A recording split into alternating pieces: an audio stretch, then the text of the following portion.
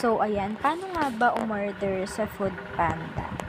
So, syempre, bago tayo maka-order sa Foodpanda, dapat meron tayong Foodpanda app. So, ano natin gagawin? I-download yung Foodpanda app.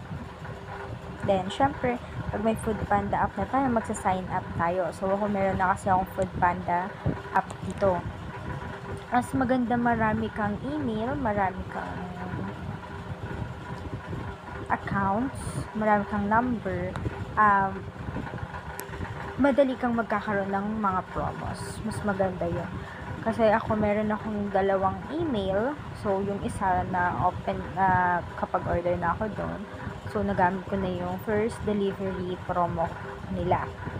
So, pwede ko ulit magamit dito yung first delivery promo nila since first time ko lang order gamit yung account na to. So, syempre mag-sign up ka or gamit yung account mo. Syempre, ilalagay mo din dyan yung address mo. So, ayan. Dito, paano tayo order? Syempre, order ako, hanap ako ng orderan ko dito. Marami dyan. May Jollibee, may McDonald's, at marami pang iba. So, gusto ko dito naman ako sa Boss Takoyaki order.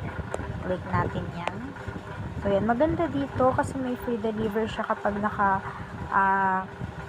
order ka ng at least 249 pesos.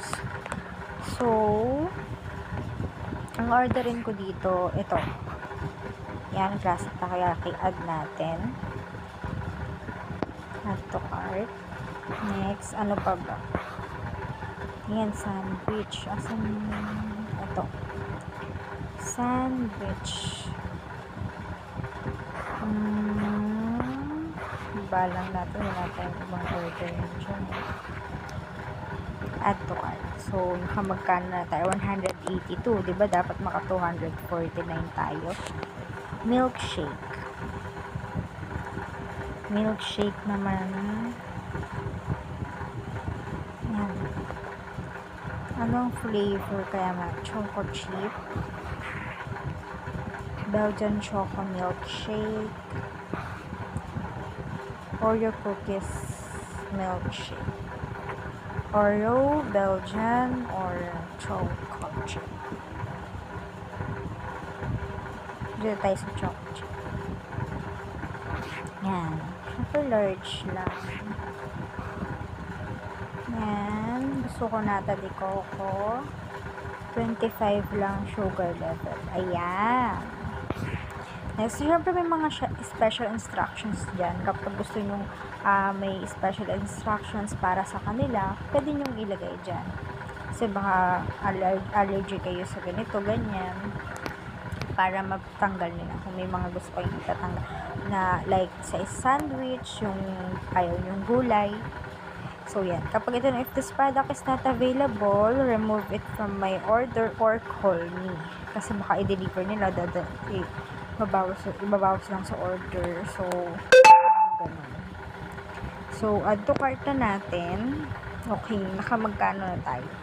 Nasa 249 na ba? Okay, let's check. Ang subtotal niya ay 261. Ayan, naging free delivery na siya. So, look. 261 pesos. Paano nga natin siya papababain? So, apply voucher. Ito siya. Meron kang 130 pesos off sa first delivery. Ayan. Kailangan naka-260 ka. Apply natin siya. Ayan. Naging almost half na lang yung babayaran mo. Ayan. Dito naman sa cutlery, kung gusto mo may spoon and forks, pwede. Review payment and address. So, dito, ayan. Kung may gusto kang in-order sa driver, at yung delivery address ko, iba pala. So, ilalagay lang natin yung address.